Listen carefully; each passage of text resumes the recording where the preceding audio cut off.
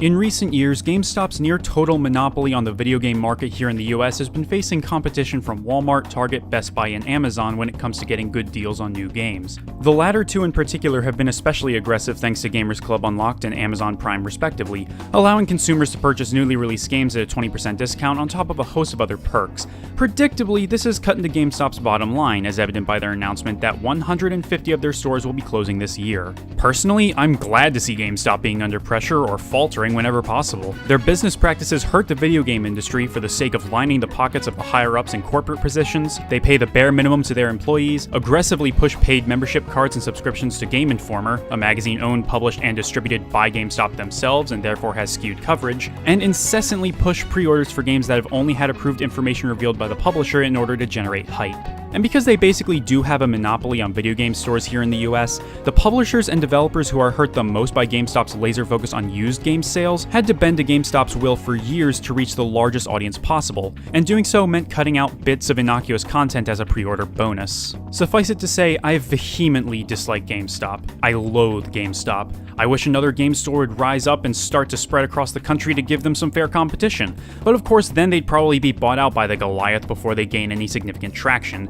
And no, Play and Trade's lackluster selection doesn't make me enthusiastic about them either. So in light of this stiff competition, GameStop has decided to add a new third tier to their PowerUp Rewards program to entice customers back to them. The first two tiers have been around for quite a while. The first tier is free and nets you 10 rewards points per dollar spent in store. The second, or Pro tier, is $15 to $20 per year and nets you 20 points per dollar spent, a subscription to Game Informer, an extra 10% off used items, 10% more trading credit, and 2-day shipping in addition to some special offers. This new third tier, Elite Pro, seems to simply add on top of that. 30 points per dollar, and now 10% bonuses become 20% bonuses, and all for the price of $60 a year. Now, if you shop at GameStop a lot, which I will never recommend doing, then maybe this is worth it to you. But I am absolutely dumbfounded at how badly this membership subscription misses its mark.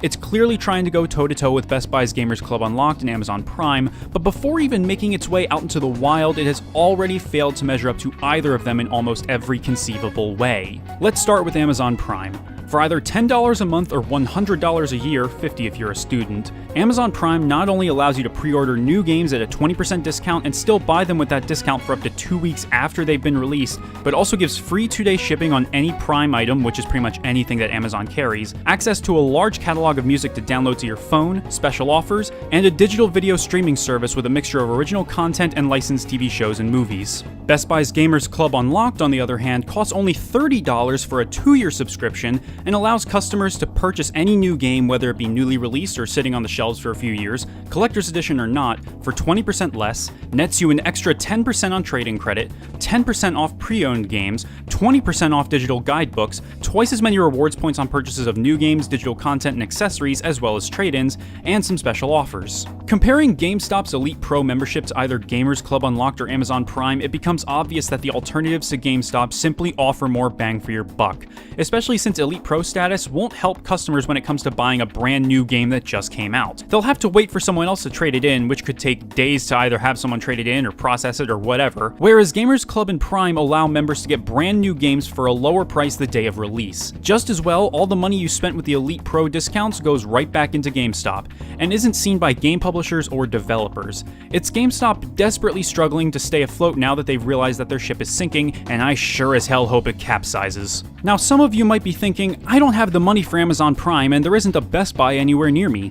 GameStop is my only option for games. Well, I'm sorry, but GameStop really isn't the only option for buying games or even the best option. Target regularly has buy two get one sales on new games, and Walmart has a decent selection of new games as well. Or you could do one better and look online to see if there are any local game stores within driving distance of you. These kinds of mom and pop shops are where you're usually going to find the best selection of games at good prices, dating all the way back to the Atari 2600 if you're lucky.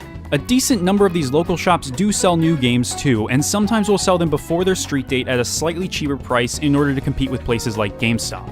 GameStop is going to crumble at some point with all this pressure mounting on them, and hopefully there will be a backlash against the new Elite Pro membership, but only time will tell. It hasn't even started rolling out to stores yet, and won't be in every store until mid-October. Let me know what you think of this development in the comments. Do you still shop at GameStop? Why or why not? Let's get a discussion going. Until then, I'll see you guys next time. Fuck GameStop.